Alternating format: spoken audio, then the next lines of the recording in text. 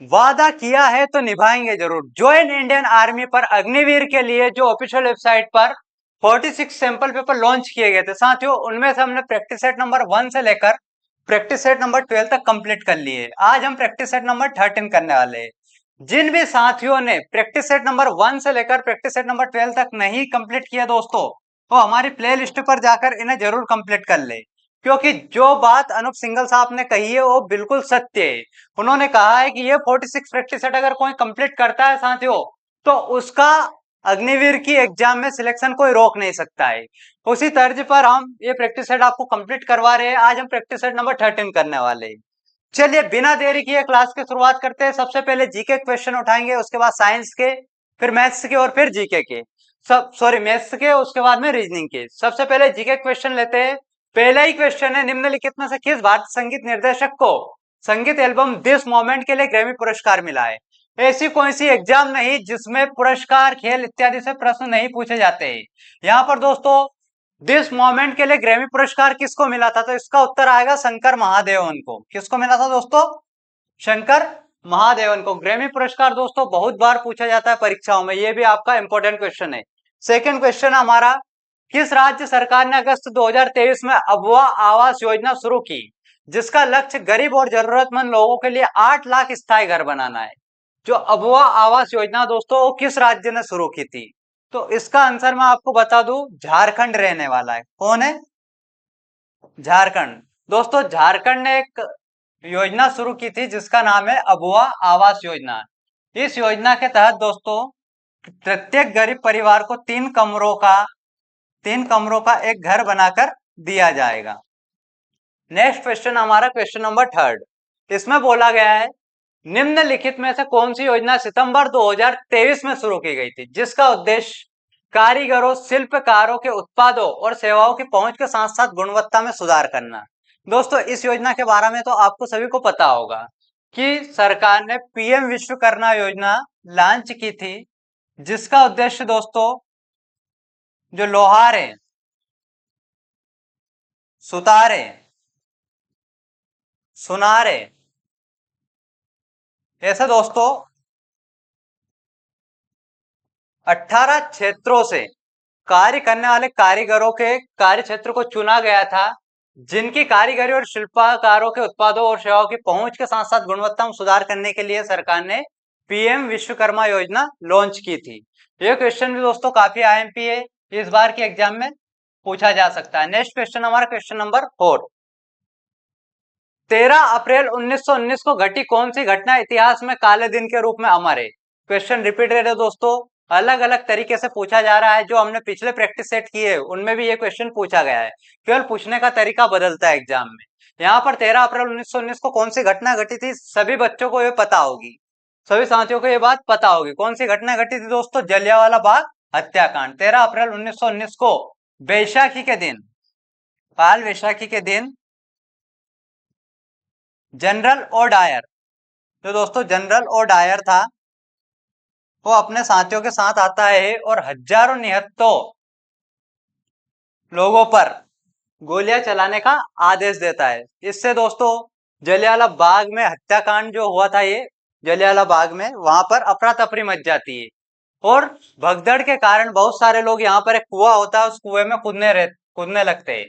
कुएं में कूदने की वजह से दोस्तों गोलियों से तो कम मौत होती, कूदने की वजह से जो कुएं में कूदते लोग, उसकी वजह से बहुत सारे लोग मारे जाते हैं। नेक्स्ट क्वेश्चन है क्वेश्चन नंबर 5। डब्ल्यू.सी. बनर्जी 1885 में स्थापित किस राजनीतिक दल के प्रथम अध्यक्ष थे? दोस्तों बात करते हैं डब्ल्यू.सी. बनर्जी, इनका पूरा नाम होता है व्योमेश चंद्र बनर्जी। ये 1885 में स्थापित किस राजनीतिक दल के प्रथम अध्यक्ष थे? ये क्वेश्चन भी रिपीटेड है दोस्तों, भारतीय राष्ट्रीय कांग्रेस के। किसके अध्यक्ष थे ये? भारतीय राष्ट्रीय कांग्रेस के। नेक्स्ट क्वेश्चन है क्वेश्चन नंबर 6। गौतम बुद्ध ने अपने धर्म ग्रंथों और साहित्य को किस मध्य भारतीय बोली का प्रयोग किया था? दोस्तों गौतम बुद्ध आप सभी को पता है लाइट ऑफ एशिया कहे जाते हैं। इन्होंने अपने साहित्य में किस भारतीय मध्य बोली का प्रयोग किया था? तो इसका उत्तर रहने वाला है पाली। पाली दोस्तों उस समय जो आम जन थे, यानी कि जो जनता थी दोस्तों, उनकी समझ की भाषा थी, इसलिए गौतम बुद्ध ने अपने धर्म ग्रंथों में दोस्तों जो ग्रंथ लिखे थे, साहित्य लिखे थे, उनमें किसका प्रयोग किया था? पाली भाषा का। नेक्स्ट क्वेश्चन है क्वेश्चन नंबर 7। यहाँ बोला है गणगौर त्योहार भारत के किस राज्य में मनाया था? दोस्तों गणगौर त्योहार काफी फेमस फेस्टिवल है, ये किस राज्य में मनाया था? राजस्थान में। मुख्य रूप से दोस्तों राजस्थान में मनाया जाता है। इसमें भगवान शिव और माता गौरी, भगवान शिव और माता गौरी की उपासना की जाती है। नेक्स्ट क्वेश्चन है क्वेश्चन नंबर 8। यहाँ बोला गया किस भारतीय क्रिकेट खिलाड़ी की आत्मकथा का शीर्षक प्लेइंग इट माई वे? दोस्तों मैंने जितने भी आत्मकथा वाले खिलाड़ी है, चाहे वो राजनीतिज्ञ हो, इनकी आत्मकथाओं का एक सेपरेट वीडियो बना रखा है, वो हमारी दोस्तों प्ले लिस्ट में आप जाकर देख लीजिएगा, और इसकी पीडीएफ भी मैं आपको सेंड कर दूंगा। हर एग्जाम में दोस्तों यहाँ से क्वेश्चन पूछा जाता है, एमपी क्वेश्चन है ये भी। तो प्लेइंग इट माई वे किसकी आत्मकथा? दोस्तों सचिन तेंदुलकर की। प्लेइंग इट माई वे किसकी है? सचिन तेंदुलकर की। नेक्स्ट क्वेश्चन है क्वेश्चन नंबर 9। निम्न में से कौन सी नदी भारत के उत्तरी विशाल मैदान से होकर बहती है? दोस्तों उत्तर के मैदान से होकर कौन सी नदी बहती है? महानदी, तापी और कावेरी, ये दक्षिण भारत की नदियां हैं। गंगा नदी उत्तर भारत की नदी दोस्तों, ये गंगोत्री ग्लेशियर से निकलती है। कहाँ से निकलती है? गंगोत्री ग्लेशियर से निकलती है और उत्तर भारत के मैदान में बहती है, उत्तर भारत के मैदान से होकर बहती है। नेक्स्ट क्वेश्चन है क्वेश्चन नंबर 10। खेतड़ी की तांबे की खदानें किस राज्य में है? दोस्तों जिला अगर आपको पता होगा, सुना सुना लग रहा है, खेतड़ी जिला कहाँ पर है? राजस्थान में। तो ये दोस्तों राजस्थान राज्य की तांबे की खदान है। खेतड़ी की जो तांबे खदान है वो किस राज्य में है? राजस्थान में। नेक्स्ट क्वेश्चन है क्वेश्चन नंबर 11। 2011 की जनगणना में निम्नलिखित में से किस राज्य का लिंगानुपात सबसे कम है?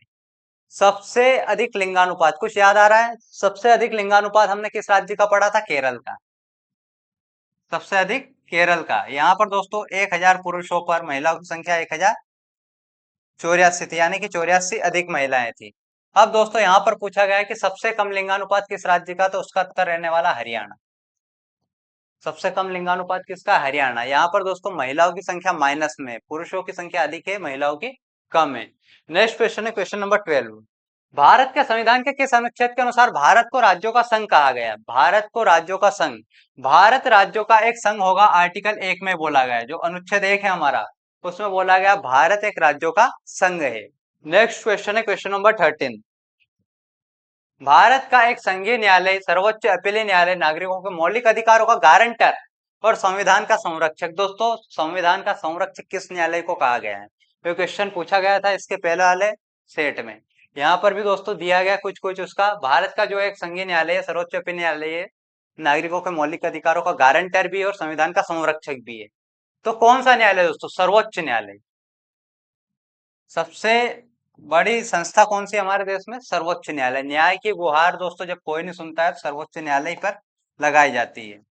इसी को इंग्लिश में सुप्रीम कोर्ट भी बोलते हैं। ठीक है। नेक्स्ट क्वेश्चन हमारा question number 14। Master warrant officer में एक रैंक होती है दोस्तों, मास्टर वारंट ऑफिसर में कौन सी रैंक होती है और किस सेना में होती है? थल सेना, नौसेना, वायुसेना या फिर तटरक्षक? तो इसका उत्तर रहने वाला दोस्तों वायुसेना। वायुसेना की रैंक कौन कौन सी दोस्तों? एक तो हमारे मास्टर वारंट ऑफिसर है, एक हमारी रहने वाली एयर मार्शल। जो एयर मार्शल की मिलती है वो भी किसमें मिलती है? वायुसेना में मिलती है। नेक्स्ट क्वेश्चन हमारा क्वेश्चन नंबर 15। दीक्षा डागर किस खेल के लिए अर्जुन पुरस्कार 2024 मिला था? दीक्षा डागर को दोस्तों किस खेल में अर्जुन पुरस्कार 2024 मिला था? तो इसका उत्तर रहने वाला है गोल्फ। क्या है? गोल्फ। यहाँ पर 15 क्वेश्चन जो जीके के कंप्लीट होते हैं। अब हम साइंस के 15 क्वेश्चन लेने वाले हैं। दोस्तों क्लास आपको कैसी लग रही है कमेंट बॉक्स में जरूर बताइए। इसी तरह की दोस्तों और क्लास लेने के लिए हमको क्या एक मोटिवेशन मिलता है आपकी कमेंट से। आपकी कमेंट पढ़ते हमको लगता है कि बच्चे किस दिशा में जा रहे हैं। नेक्स्ट क्वेश्चन हमारा क्वेश्चन नंबर 16। किस उत्तक द्वारा पौधों की वृद्धि केवल कुछ विशिष्ट क्षेत्रों में होती है? किस उत्तक द्वारा पौधों की वृद्धि केवल कुछ विशिष्ट क्षेत्रों में होती है? इसका उत्तर होगा दोस्तों विभज्योत्तक। जो विभज्योत्तक है दोस्तों, जो पौधों को दो भागों में बांटता है, यहीं पर दोस्तों पौधों की वृद्धि सर्वाधिक होती है। नेक्स्ट क्वेश्चन हमारा क्वेश्चन नंबर 17।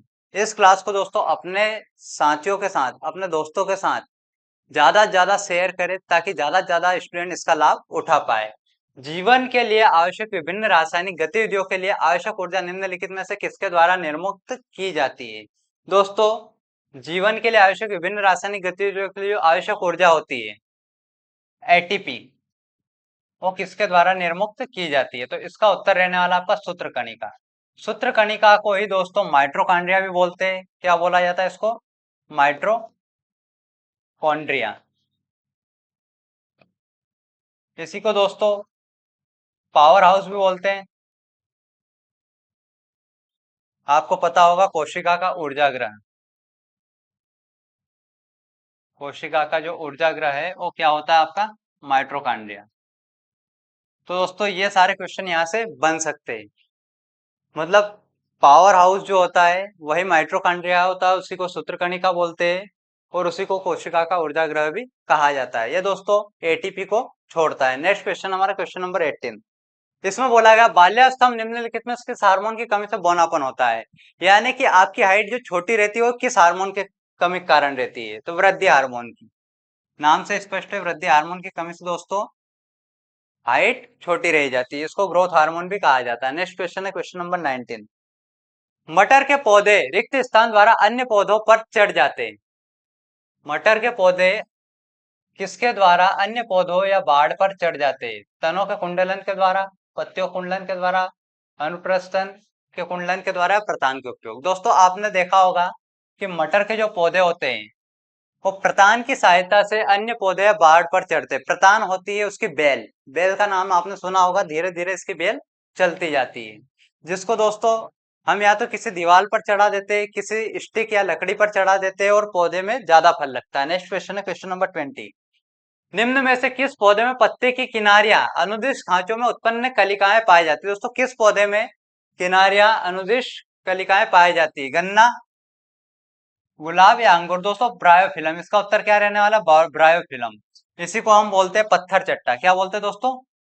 पत्थर चट्टा। नेक्स्ट क्वेश्चन है क्वेश्चन नंबर 21।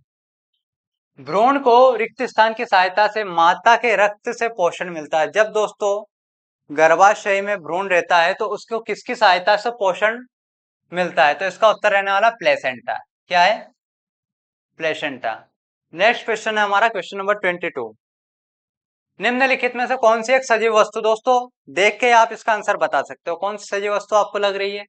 जो सांस लेती है वो सजीव वस्तु है, जो वृद्धि करती है वो सजीव वस्तु है। इसमें एयर कार दोस्तों कोई सांस नहीं लेती है। भूमिगत भूमिगत है दोस्तों, भूमिगत जल स्तर, ये भी सजीव नहीं है। प्रकाश भी सजीव नहीं है। पौधा जो है दोस्तों वो सजीव है। कौन सी वस्तु सजीव है? पौधा। नेक्स्ट क्वेश्चन है क्वेश्चन नंबर 23। एक विशिष्ट समय अंतराल के दौरान किसी वस्तु द्वारा तय की गई कुल लंबाई क्या कहलाती है? एक विशिष्ट समय अंतराल, समय दे दिया आपको दोस्तों कुछ, जैसे कि 2 मिनट, 3 मिनट, जो भी है। इस समय अंतराल में किसी वस्तु द्वारा तय की गई दूरी क्या कहलाती है दोस्तों? तो उसको तय की गई लंबाई क्या कहलाती है? दूरी। ऑप्शन नंबर ए आंसर है दोस्तों। आंसर इतने रटा गए इन चीजों के कि डायरेक्ट आंसर निकलता है ना। यानी कि आप भी जब इन प्रैक्टिस सेट को बार बार रिपीट कर लोगे तो आपके माइंड में दोस्तों आंसर चलने लग जाएंगे। नेक्स्ट क्वेश्चन हमारा क्वेश्चन नंबर 24। निम्नलिखित में से किस पारिस्थितिकी में किसी वस्तु का जड़त्व अपेक्षाकृत अधिक होता है? दोस्तों जड़त्व क्या होता है पहले मैं आपको ये बता दूं। किसी भी वस्तु की दोस्तों एक ही स्थान पर स्थिर रहने की जो शक्ति होती है उसको जड़त्व कहते हैं। जैसे कि मैंने पेन टेबल पे रखा तो ये इसका क्या हो जाएगा दोस्तों? जड़त्व। जब तक मैं इस पर कोई बाह्य बल नहीं लगाऊंगा, यानी कि अपने हाथ से नहीं उठाऊंगा या इसको पुश नहीं करूंगा, यहाँ से हिलेगा नहीं, इसको क्या बोलते हैं हम? जड़त्व। तो किस परिस्थिति में किसी वस्तु का जड़त्व अपेक्षाकृत अधिक होता है? उच्च द्रव्यमान वाली वस्तु का, निम्न द्रव्यमान वाली वस्तु का, निम्न वेग वाली वस्तु का, निम्न त्वरण वाली वस्तु का। दोस्तों इसका उत्तर रहने वाला उच्च द्रव्यमान वाली वस्तु का जड़त्व अधिक होता है। यानी कि दोस्तों जो भारी वस्तु होती है उनका जड़त्व भी अधिक होता है। जैसे कि मैंने पेन रखा है, इसको आसानी से दोस्तों वापस उठा सकता हूँ, लेकिन आप मान के चलो कि मैं यहीं पर एक भारी बॉक्स रख दूं और उसको उठाऊंगा दोस्तों तो ज्यादा बल लगेगा। तो वही यहाँ पर बोला गया है कि किसका जड़त्व अपेक्षाकृत अधिक होगा। नेक्स्ट क्वेश्चन है हमारा क्वेश्चन नंबर 25।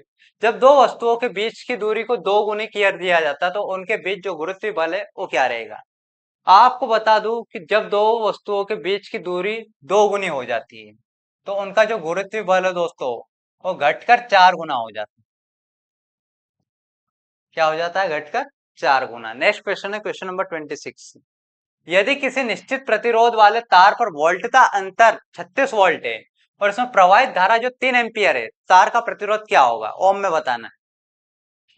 3 स्टार मार्क कर लो दोस्तों, स्टार बनाना मुझे आता नहीं सही से, बहुत ही एमपी क्वेश्चन है। क्या बोला गया है इसमें, आपको बोला गया है वोल्ट दिया है 36 वोल्ट और धारा दी दोस्तों 3 एम्पियर। पूछा क्या आपसे, प्रतिरोध, तो आर बराबर होता है दोस्तों वी अपॉन आई।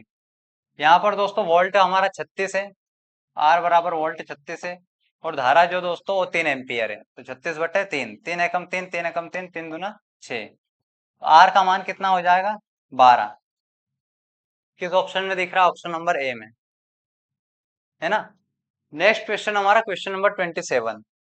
देखो क्या बोला गया है इसमें, कौन सी वस्तु दृढ़ प्रकृति की होती है दोस्तों, दृढ़ यानी कि मजबूत प्रकृति की कौन सी वस्तु होती है, तो इसका उत्तर आएगा शीतल पेय, एलपीजी, ऑक्सीजन। दोस्तों शीतल पेय एक द्रव होता है, दृढ़ हो ही नहीं सकती, एलपीजी गैस होती है, ऑक्सीजन गैस होती है। शुगर क्यूब जो है वो एक ठोस होता है, सॉलिड होता है और इसी कारण से दृढ़ होता है, मजबूत होता है। नेक्स्ट क्वेश्चन हमारा क्वेश्चन नंबर 28। कार्बन टेट्राक्लोराइड में आणविक सूत्र में कार्बन की संयोजकता कितनी होती है, आंख बंद करके उत्तर दोस्तों 4 लगा दीजिएगा। क्या उत्तर रहने वाला है इसका, 4। क्वेश्चन नंबर 29 देखो, निम्नलिखित अभिक्रिया को संतुलित कीजिए। दोस्तों अभिक्रिया को बैलेंसिंग करना है, इसका मैं आपको एक सेपरेट वीडियो बना के दूंगा, बड़ा वीडियो बनाऊंगा, बिल्कुल सेपरेट बनाऊंगा, जिससे कि आप सभी अभिक्रियाओं को संतुलित करना सीख जाओगे। अभी मैं इसका उत्तर बता देता हूं आपको, रहने वाला है option number B. Next question है क्वेश्चन नंबर 30। कार्बन कितने संयोजकता वाले बंद होते हैं चतुसंयोजी, कार्बन की बात है दोस्तों, 4 संयोजन। नेक्स्ट क्वेश्चन है क्वेश्चन नंबर 31। मैथ्स के क्वेश्चन दोस्तों बहुत ही इजी आते हैं अग्निवीर के एग्जाम में, आपको लगेगा कि ये क्वेश्चन जो है इनका कोई लेवल ही नहीं, पर ऐसे ही क्वेश्चन दोस्तों इस एग्जाम में पूछे जाते हैं।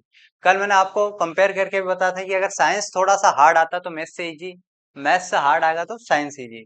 और हम दोस्तों ये जो 46 प्रैक्टिस सेट है इनके माध्यम से इतना मैथ्स तो आपको करवा ही दूंगा कि एक बेसिक लेवल का बच्चा भी होगा तो वो भी मैथ्स को आसानी से एग्जाम में फोड़ के आ जाएगा। क्या बोला गया है, एक संख्या है जिसमें से 8 घटाने पर 26 हो जाती है, वो संख्या क्या है दोस्तों, संख्या कुछ नहीं है, एक्स है। एक्स को ऐसा नहीं लिखते, प्यार से लिखेंगे इसको, संख्या क्या है, एक्स है।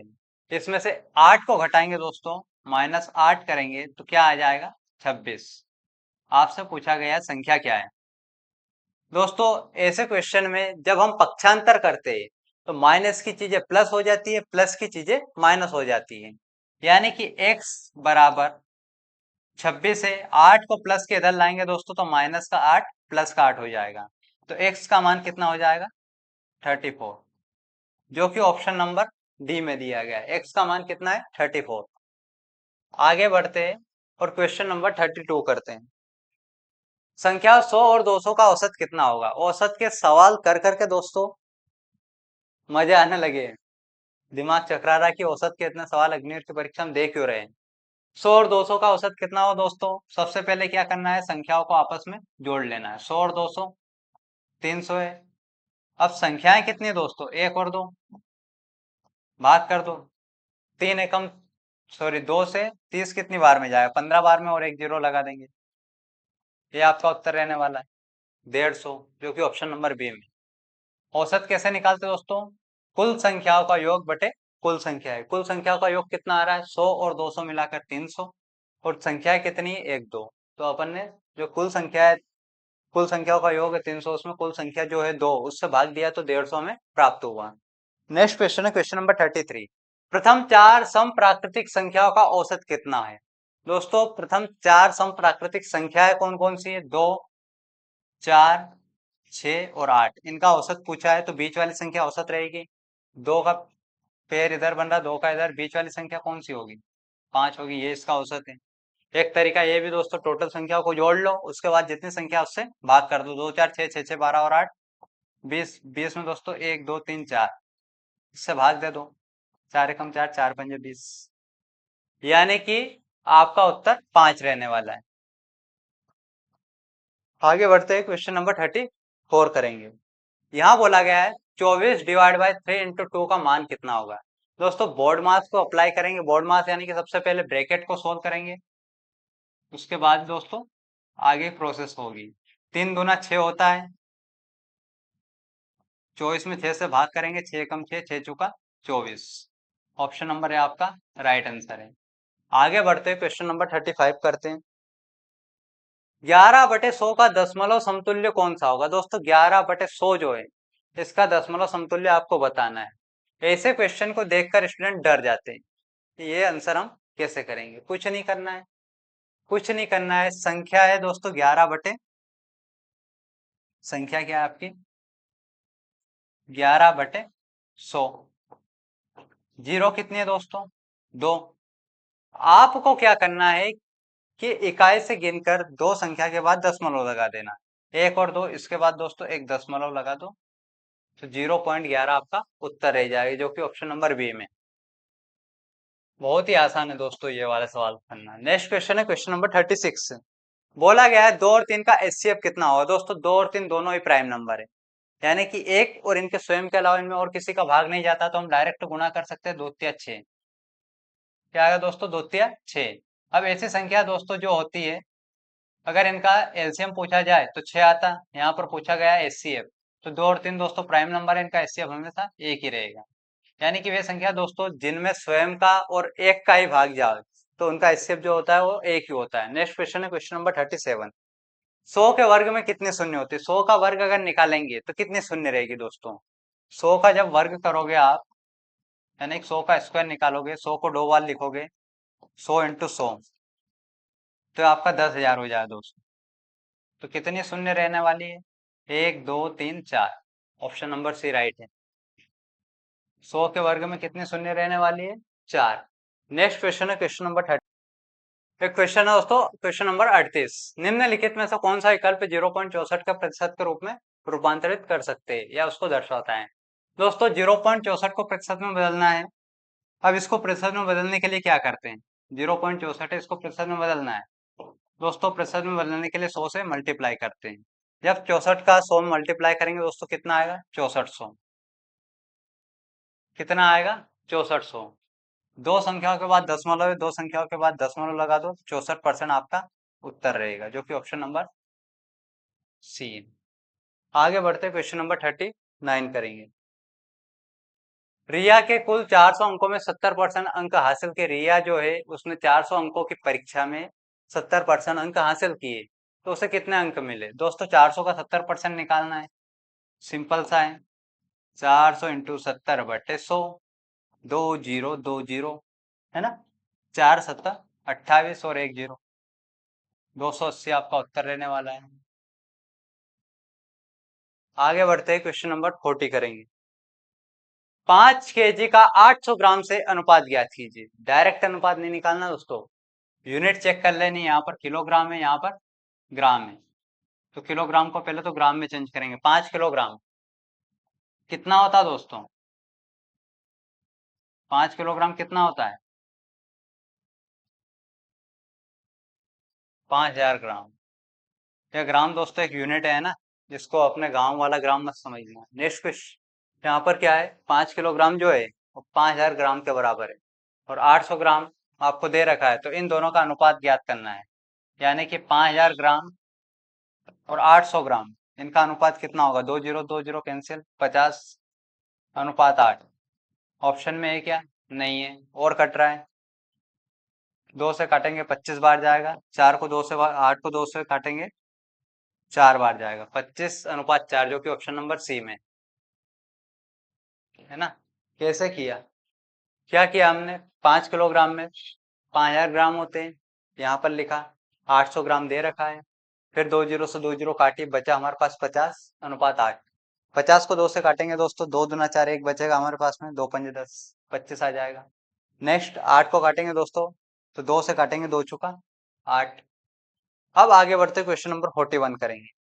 3 मीटर और 90 सेंटीमीटर से सरलतम अनुपात कितना होगा? दोस्तों बच्चे क्या करते हैं इन सवालों में, डायरेक्ट काट देते, 3 एकम 3, 3 तिया 9, 1 अनुपात 30। और ये उत्तर उनको कहीं पे भी ऑप्शन में नहीं मिलता है, मिलता भी है तो गलत टिक करके आ जाएंगे। यहाँ पर क्या बोला गया आपसे, सवालों को ध्यान से पढ़ो। 3 मीटर और 90 सेंटीमीटर है। अब दोस्तों 3 मीटर में कितने सेंटीमीटर होंगे, इसको समझने के लिए हमको क्या करना पड़ेगा, 1 मीटर में कितने सेंटीमीटर होते हैं? 1 मीटर में दोस्तों 100 सेंटीमीटर होते हैं, तो 3 मीटर में 300 सेंटीमीटर होंगे। 300 सेंटीमीटर का 90 सेंटीमीटर से अनुपात ज्ञात करना है दोस्तों। 300 सेंटीमीटर का 90 सेंटीमीटर से अनुपात बताना है। ये 0 से 0 को कैंसिल करेंगे, 3 धाम 30, 3 तिया 9, 10 अनुपात 30। किस ऑप्शन में 10 अनुपात 3? ऑप्शन नंबर बी में। क्वेश्चन दोस्तों समझ में आ रहे कि नहीं आ रहे? सबसे पहले तो ये आप मुझे कमेंट बॉक्स में बताओ, क्वेश्चन का लेवल आपको क्या लग रहा है? 41 क्वेश्चन हमारे कंप्लीट हो चुके हैं इस सेट के, आपको लेवल कैसा लग रहा है? जल्दी से कमेंट बॉक्स में बताइए, और आपको कैसा समझ में आ रहा है? नेक्स्ट क्वेश्चन हमारा क्वेश्चन नंबर 42। 2000 पर 8% वार्षिक दर से 2 वर्ष का साधारण ब्याज कितना है? साधारण ब्याज नहीं करवाऊंगा, होमवर्क है ना। इतना क्वेश्चन प्रैक्टिस करवाने के बाद दोस्तों ये क्वेश्चन अगर करवाऊंगा तो मेरी मेहनत पर, मेरी काबिलियत पर खुद प्रश्न उठने लगेंगे, है ना। मेरे बच्चे जो है, मेरे स्टूडेंट है, वो इस सवाल को खुद ही कर सकते हैं। नेक्स्ट क्वेश्चन है क्वेश्चन नंबर 43। ए एक कार्य को 15 दिन में पूरा करता है, ए द्वारा 6 दिन तक कार्य किया गया है, तो बाद में जो बचा शेष कार्य वो कितना है? दोस्तों ए जो है कार्य को 15 दिन में पूरा कर लेता है, लेकिन वो 6 दिनों तक ही कार्य करता है। 15 दिन अगर काम करे तो पूरा काम कर सकता है, लेकिन वो 6 दिन ही काम करता है। बोला गया है कि कितना कार्य शेष रहेगा। जो एक कार्य है उसमें से उसने 6/15 काम को कंप्लीट किया, तो कितना काम शेष रहा? दोस्तों 3 दूना 6, 3 पंजे 15, 1 माइनस 2/5। दोस्तों 5 का एलसीएम लेंगे 5 ही आएगा, 5 एकम 5 माइनस 2/5, तो इसका उत्तर आएगा आपका 3/5। कितना काम शेष बचा है? 3/5, जो कि ऑप्शन नंबर डी में। एक कार्य दोस्तों कंप्लीट कार्य है जिसमें से उसने 2/5 कंप्लीट कर लिया है, तो कितना कार्य शेष बचा है? तो 1 माइनस 2/5 करो, 3/5 आपका उत्तर आ जाएगा। नेक्स्ट क्वेश्चन है question number 44। 3 centimetre into 2 centimetre वाले एक आयत का परिमाप कितना होगा? ये आयत है 3 सेंटीमीटर 2 सेंटीमीटर। कर लोगे इस क्वेश्चन को? बहुत आसान है, फॉर्मूला दे देता हूं मैं, 2 गुणा लंबाई धन चौड़ाई। 2 लिखना है, लंबाई कितनी दोस्तों 3, चौड़ाई 2 है, 3 2 5, उत्तर ही आ गया दोस्तों। क्या करोगे? Option number B. बहुत ही आसान लेवल के क्वेश्चन कभी कभी एग्जाम में आपको दे दिए जाते हैं, है ना। फॉर्मूला अगर पता नहीं रहता तो आप फिर सवाल को नहीं कर पाओगे। आपको सबसे पहले दोस्तों जितने भी 2D फॉर्मूले हैं और 3D फॉर्मूले हैं ये कंप्लीट कर लेने हैं। 1 से लेकर 30 तक स्क्वायर और क्यूब कर लेने हैं। ये आप कैलकुलेशन को दोस्तों फास्ट बनाएगा। रीजनिंग की बात कर ले तो आपको रीजनिंग के बेसिक कॉन्सेप्ट सीखने हैं, उसके बाद में जो प्लेस वैल्यू आपको याद कर लेनी है। अल्फाबेटिकल प्लेस वैल्यू जो है, जैसे कि ए कितने नंबर पे आता है, बी कितने नंबर पे, ये सब आपको याद करना है। एक आयत में कितने शीर्ष होते हैं दोस्तों? आयत के शीर्षों की संख्या कितनी है? इतने आसान सवाल है दोस्तों, कुछ कह नहीं सकते। Question number 46। उस विकल्प का चयन कीजिए जिसमें नीचे दिए गए शब्दों का सही क्रम प्रदर्शित है, जिस क्रम में वे अंग्रेजी शब्दकोश में आते हैं। दोस्तों ये सवाल जो भी होमवर्क के लिए दे रहा हूँ, इनके आंसर आप कमेंट बॉक्स में जरूर दीजिएगा, है ना। सरल क्वेश्चन है, आप गूगल पे भी डालोगे तो आ जाए, पर कोशिश करो दोस्तों आपको ये सब पता ही होना चाहिए। आगे क्वेश्चन नंबर 46। उस विकल्प का चयन कीजिए जिसमें नीचे दिए गए शब्दों का वह सही क्रम प्रदर्शित है जिस क्रम में वे अंग्रेजी शब्दकोश में आते हैं, यानी कि A to Z दोस्तों जमा नाम। सबसे पहले दोस्तों ए से शुरू करना है, और जेड तक ले जाना है। अब यहाँ पर सबसे पहले कौन सा लेटर आता है दोस्तों इनमें? पी, एम, एस या एल। तो दोस्तों एल का जो क्रम है वो 12 है, एस का 19 है, एम का 13 है और पी का 16 है। सबसे पहले कौन सा नंबर आता है? 12, यानी कि एल 12वें नंबर पे दोस्तों, तो चौथा पहले आएगा, यानी कि सी और डी कट गए। फिर दोस्तों आएगा हमारे पास में 13, जो कि मिनट है, 4 2, यानी कि ए बी में है। फिर मिनट के बाद में दोस्तों पोस्ट है, 4 2 1, ये हमारा उत्तर है ना। अल्फाबेटिकल क्रम में इनको जमाना। Next question, question number 47। निम्नलिखित श्रृंखला का संदर्भ लीजिए और उसके बाद दिए गए प्रश्न का उत्तर दीजिए। बायां और दायां। दोस्तों निम्नलिखित में से कौन सा अक्षर दी गई श्रृंखला में दाईं ओर से गिनना है? कुछ नहीं, दाईं ओर से गिन लो। नौवा अंक नौवा लेटर आपको बताना है। 1 2 3 4 5 6 7 8 9। एम जो है वो दाएं से नौवा है, जो कि ऑप्शन नंबर डी में। क्वेश्चन 48 करेंगे। एक निश्चित कोड भाषा में इफ ही कैन, अगर लिखा जाए इफ ही कैन, इसको क्या लिखते हैं दोस्तों? CTNUPF।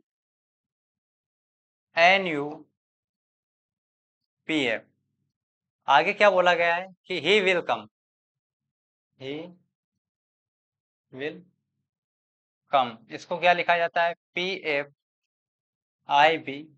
और GT। अब बोला क्या है इन्होंने? बोला ये है कि ही का क्या कोड है दोस्तों? ही यहाँ पर भी शो हो रहा है ऊपर, और ही यहाँ पर भी। दोस्तों जो कोड इन दोनों में होगा वही ही का कोड होगा। CTNUPF, पीएफ ऊपर भी दोस्तों, पीएफ नीचे भी, तो यही आपका ही का कोड होगा, है ना। बहुत ही आसान सा क्वेश्चन है। नेक्स्ट क्वेश्चन हम पढ़ेंगे, क्वेश्चन नंबर 49 करेंगे। उत्तर की ओर अभिमुख 40 व्यक्तियों की एक पंक्ति में अयुक्त बाएं सिरे से 21वें स्थान पर है, दाएं से उसका स्थान कौन सा है? दोस्तों सिटिंग अरेंजमेंट का क्वेश्चन है। बहुत सारे क्वेश्चन करवा चुका हूँ, ये आपको वापस करवा रहा हूँ। 40 व्यक्ति दोस्तों, एक इधर से स्थान दे दिया गया है 21वां, और दूसरे सिरे से स्थान पूछा गया। जब भी ऐसा क्वेश्चन आए दोस्तों, इन दोनों को क्या करना? माइनस कर लेना, 40 माइनस 21 और प्लस 1 कर लेना। 40 में से 21 जाएगा 19, प्लस 1 20। किस ऑप्शन में दिख रहा है आपको 20? ऑप्शन नंबर बी में। क्या होता है कि जब भी आपको टोटल व्यक्ति दे दिया जाए, एक इधर से स्थान दे दिया जाए और दूसरे इधर से स्थान पूछ लिया जाए, तो ये वाला करना आपको, टोटल में से एक इधर का स्थान माइनस कर लेना और प्लस 1 करना है। क्वेश्चन नंबर 50 आज के सेट का लास्ट क्वेश्चन है। कौन सा लॉजिक इसमें लगता है? दिए गए विकल्पों में से उस अक्षर का चयन कीजिए जो अंग्रेजी वर्णमाला क्रम के आधार पर प्रश्न चिन्ह के स्थान पर प्रतिस्थापित कर सकता है। कौन सा होगा? ZVRNJ। प्लेस वैल्यू देखिए दोस्तों इनकी। जेड की बात करें 26वें नंबर पे आएगा, वी की बात करें 22वें नंबर पे आता है, एन की बात करें 14वें नंबर पे आता है, और जे की बात करें 10वें नंबर पे आता है। क्या हो रहा दोस्तों? 26 से 22 -4, 22 से 14 -8, 14 से 10 -4। हो सकता है इसमें वाला पैटर्न लगे -4 -8 का, तो यहाँ पर -8 करेंगे दोस्तों। 10 में से 8 जाएगा तो क्या बचेगा हमारे पास में? 10 में से 8 जाएगा तो क्या बचेगा? 2 बचेगा यहाँ पर। ऐसा तो कौन सा ऑप्शन में दिख नहीं रहा है, और कुछ हो सकता है? कौन सा पैटर्न है? ये वाला पैटर्न तो लग नहीं रहा है इसमें। और कौन सा पैटर्न देखते हैं जो यहाँ पर काम करे, देखते हैं।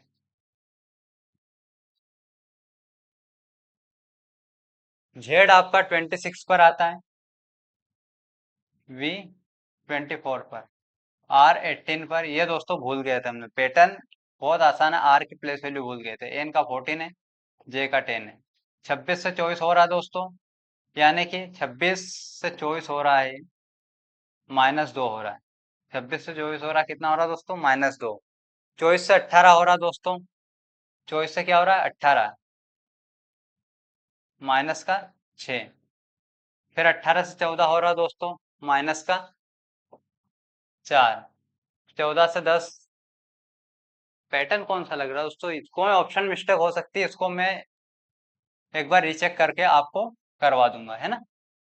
थोड़ा सा इशू इसमें आ रहा है कि कोई सी या तो ऑप्शन मिस्टेक होगी या फिर यहाँ पर कुछ वर्ड आगे पीछे हो गए होंगे। तो दोस्तों ये थी आज की हमारी क्लास। क्लास में अलविदा कहने से पहले मैं आपको और बता दूं कि इस क्लास को अपने साथियों के साथ ज्यादा से ज्यादा शेयर करें, इस क्लास को लाइक करें और हमारे चैनल को सपोर्ट जरूर करें। जय हिंद।